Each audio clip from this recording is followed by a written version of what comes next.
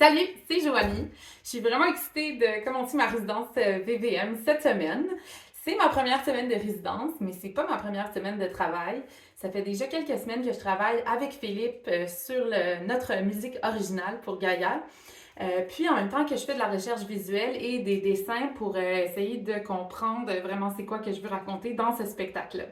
Donc pour ma première vidéo aujourd'hui, je voulais vous faire un petit survol des résolutions, des choix que j'ai pris jusqu'à date. Alors, on a décidé de diviser le spectacle en 5 scènes. C'était assez logique avec nos 5 personnages. Donc, d'abord, il va y avoir le vent, ensuite le feu, l'eau, la terre et finalement une scène dédiée à Gaïa sur le thème de l'équilibre puis l'interdépendance des choses. Alors, dans chaque scène, j'ai décidé d'essayer de mettre en valeur chaque élément, donc autant avec la musique, de la façon que la musique interprète l'élément, autant dans les chorégraphies, on va vraiment mettre en valeur l'artiste ou le personnage qui joue cet élément spécifique. Mais surtout, j'ai décidé d'aller chercher des accessoires marionnettiques ou des surprises visuelles différentes pour chaque scène. Alors, pour la scène du vent, j'ai idéalisé une machine à vent. Alors, ça va être un dispositif assez simple. Ça, c'était mon premier croquis. Donc, vous voyez ici Mère Nature qui va tenir une structure sur sa tête et les autres éléments qui vont, à l'aide de tiges, dans le fond, manipuler des grands tissus de soie. Donc, on a déjà fait un petit test avec ça. En fait, j'ai fabriqué ce prototype. Donc, une structure en bois trouvé, attachée avec de la corde et de la ficelle. Ici, j'ai utilisé des plastiques de peintre parce que c'est un matériau que j'ai en grande quantité chez moi et que donc je pouvais recycler. Et surtout, c'est un matériau qui vole environ de la même façon que la soie. Donc, un plastique très léger, beaucoup plus léger que les autres tissus, qui va vraiment venir flotter de la même façon que la soie.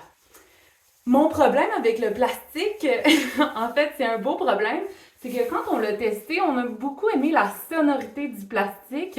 Donc, ça venait vraiment nous inspirer encore plus le vent, la tempête, tout ça. Donc, plus tard cette semaine, vous allez pouvoir voir nos premiers tests en studio avec le prototype de la machine à vent. Ça me ferait vraiment plaisir d'avoir vos idées, vos opinions, si vous pensez que ça serait fructueux de garder le plastique au lieu de la soie ou peut-être un mélange des deux. À voir. Donc voilà, la machine à vent. Pour la deuxième scène, ça va être la scène du feu. Dans cette scène-là, ça va être vraiment là qu'on va venir introduire le conflit de la pièce. Donc, ça va débuter avec l'aspect chaleureux, réconfortant du feu, mais ensuite, la musique va nous entraîner vraiment dans la perte de contrôle, le chaos, les feux de forêt, les flammes de l'enfer. Donc, on veut que ça devienne vraiment dramatique, puis que ça soit quasiment épeurant là, ou douloureux. Alors, pour cette scène, j'ai fabriqué les doigts de feu. Et puis, chaque personnage va avoir une paire de mains comme ceci, avec des longues extensions en ruban, en tissu de soie également. Donc, ça va venir nous permettre de créer des effets de feu.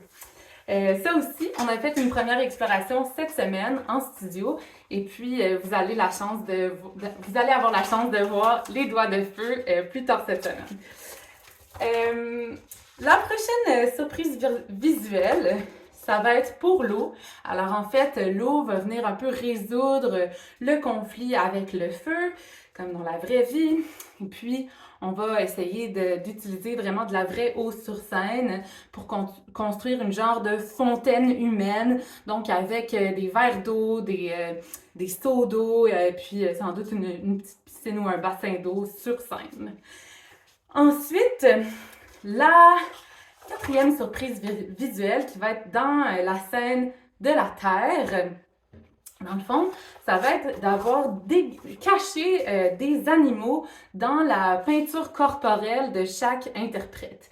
Donc, durant le reste de la pièce, on va voir un peu des plumes d'oiseaux, un peu des écailles, un peu ci, ça, mais au moment de cette scène, on va vraiment voir ces animaux prendre vie alors que Mère Nature va s'aligner avec l'élément.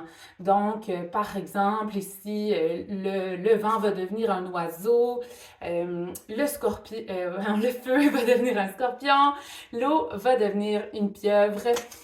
Et puis, évidemment, la terre va devenir une grande fleur et puis on va impliquer tous les artistes dans cette surprise visuelle. Finalement, à la fin du spectacle, le clou du spectacle, si on veut, qui vient aussi comme boucler la dramaturgie visuelle, ça va être que les 4 masques des 4 éléments vont s'assembler pour former un 5e visage qui va être celui de Mère Nature. Alors, dans le reste du spectacle, Mère Nature, elle va avoir un visage plus humain que les autres, probablement avec une portion de son visage caché, mais quand même reconnaissable avec l'œil qui est vraiment l'œil de l'actrice, puis son nez, puis la moitié de sa bouche visible. Vers la fin du spectacle, ça va vraiment faire comme un collage. Alors, j'ai des images libres de droit que je voulais vous partager. Donc, ça, c'est vraiment l'inspiration du fait qu'on voit que son visage vit d'un collage.